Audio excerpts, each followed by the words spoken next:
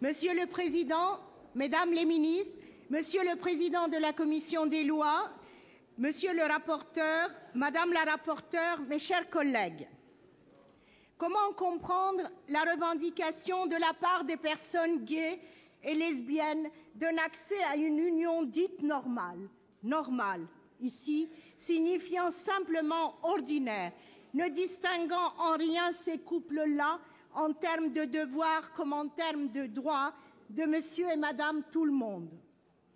Force est de constater aujourd'hui la baisse du nombre de mariages civils et religieux célébrés dans la société globale et l'augmentation de la naissance d'enfants hors mariage. Alors pourquoi, se demanderont d'aucuns, celles et ceux qui ne font rien comme tout le monde exigeraient-ils donc d'accéder au mariage, institution traditionnelle et quelque peu empoussiérée? La perception... Vous vous taisez un peu quand même, hein? Bon. La perception de l'homosexuel a certes varié dans l'histoire. Vous n'êtes pas drôle quand même. Bon. Bon, allez, on arrête la polémique là un peu, hein? Bon. La perception de l'homosexuel a certes varié dans l'histoire, mais celle qui éclot à l'âge classique est indissociable de la morale bourgeoise. Elle se traduit par une volonté d'exclusion morale et sociale des homosexuels, dont les répercussions, même atténuées, pèsent encore sur nos mentalités. Comme Didier Eribon le souligne dans ses réflexions sur la question gay, la morale bourgeoise n'est pas seulement une morale du travail. C'est aussi une morale de la famille, qui dit désormais ce que doit être la société et qui y appartient ou non de plein droit. Michel Foucault, déjà dans son Histoire de la folie, insistait sur la prégnance d'un certain ordre de la structure familiale, valant à la fois comme règle sociale et comme norme de la raison.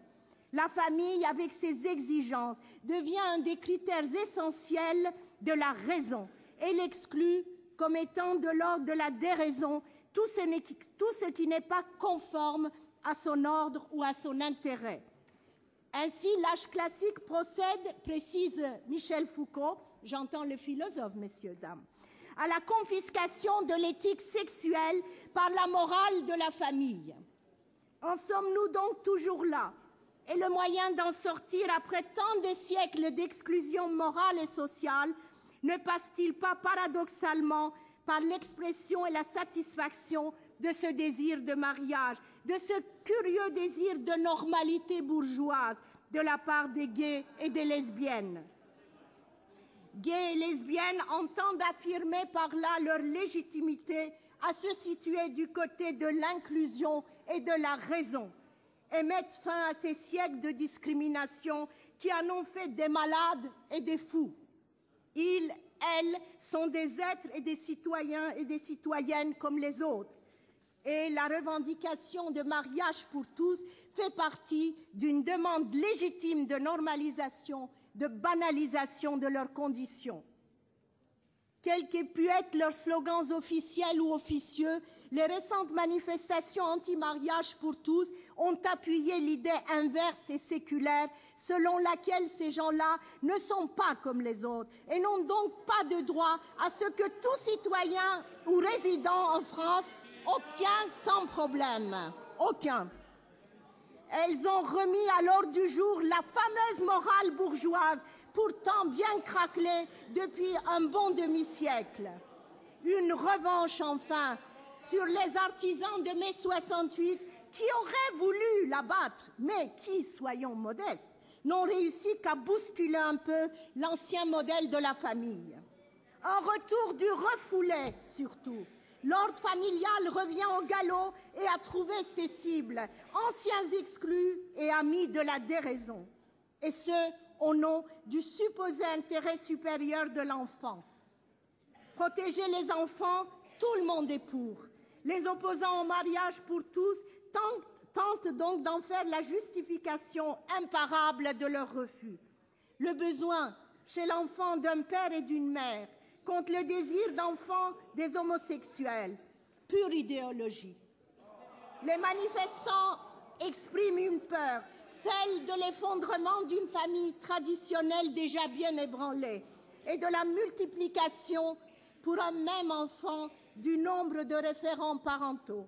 Fini, hélas, le modèle papa-maman et leur enfant. Fini depuis longtemps, en fait, sans que les gays et les lesbiennes soient des pionniers en la matière. Les familles recomposées, mesdames, messieurs, ne les ont pas attendues pour se recomposer. Aucune étude ne démontre que les enfants de familles monoparentales ou homoparentales, que les enfants adoptés ou nés par PMA ou de mères porteuses vivent nécessairement dans le malheur. Ils ne vont ni mieux ni moins bien que les autres, élevés dans des familles dites normales.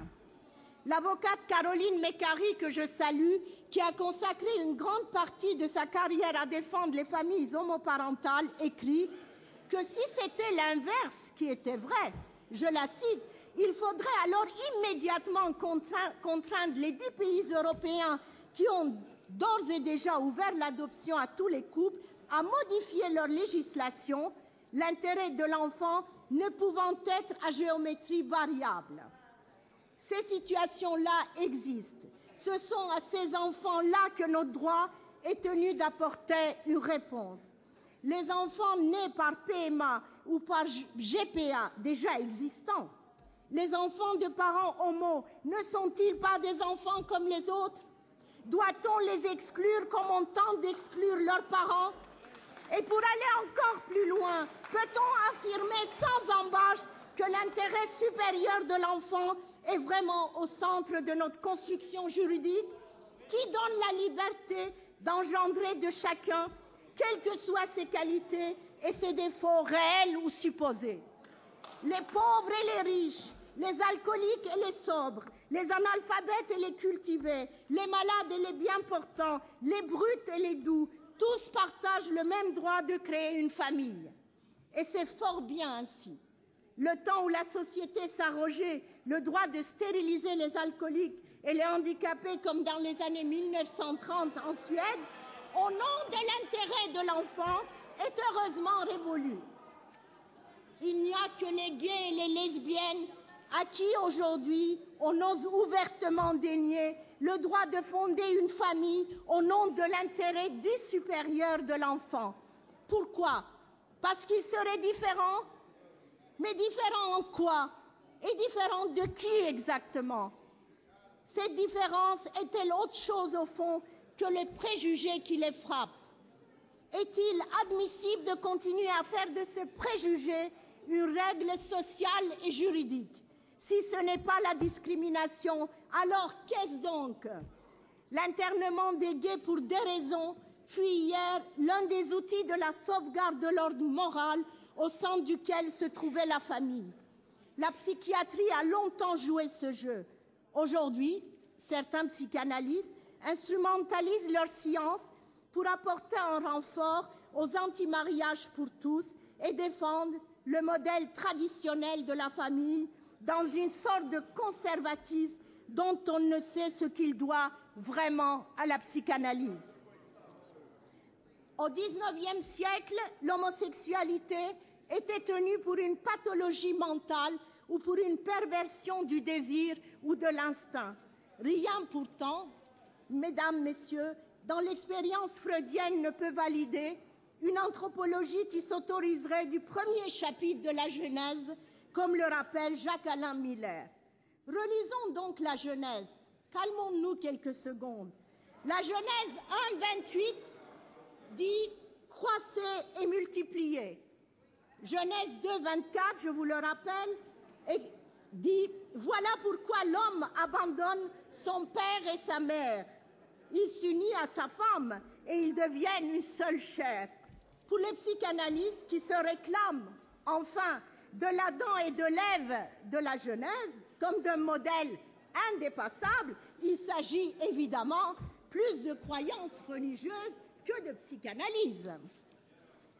On ne surestimera jamais trop Dans une France à la laïcité pourtant si chatouilleuse, le poids écrasant d'un impensé catholique dominant, y compris lorsqu'on évoque le mariage, même si en l'occurrence il s'agit du mariage civil.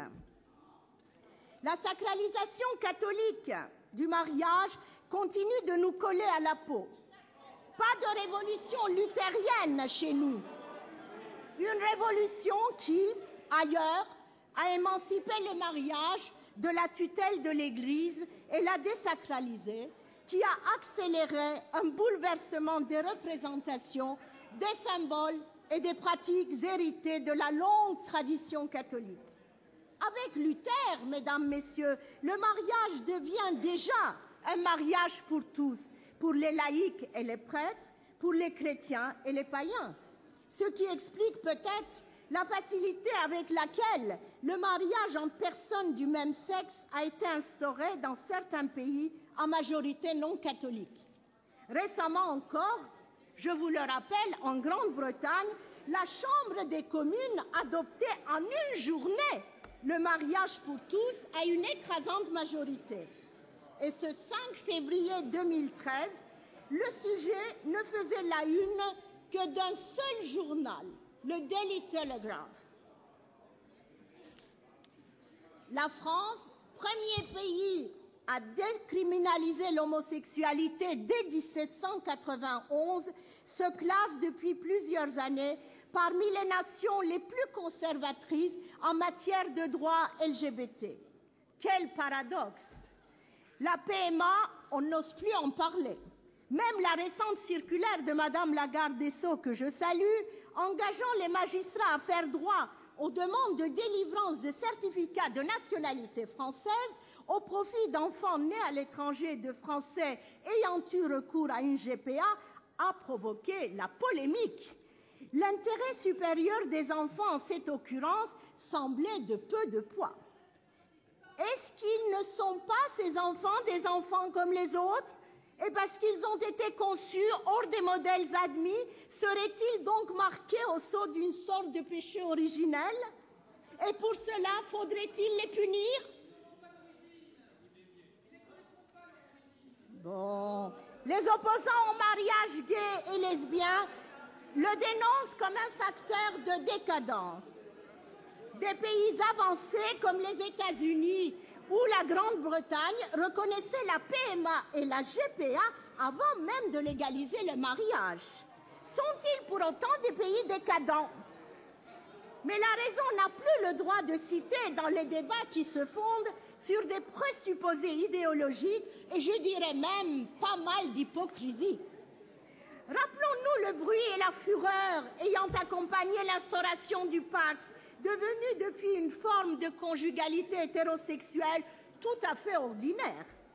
Le mariage et la parentalité gay et lesbien se banaliseront aussi, vous verrez, inéluctablement. Et je ne doute pas que des voix humanistes, en revanche, s'élèveront dès aujourd'hui, également au centre et à droite, pour défendre un projet généreux, modernisateur, portant un coup décisif aux discriminations à raison de l'orientation sexuelle. Nous, écologistes, croyons à ce progrès-ci. Le mariage homosexuel a très tôt figuré dans notre projet de société. On se souvient du mariage de Bègle en 2004, célébré par le député maire Noël Mamère. Venez parler à ma place, Monsieur Gaudin, puisque vous faites le... Venez un peu. Ah ben tant mieux, tant mieux.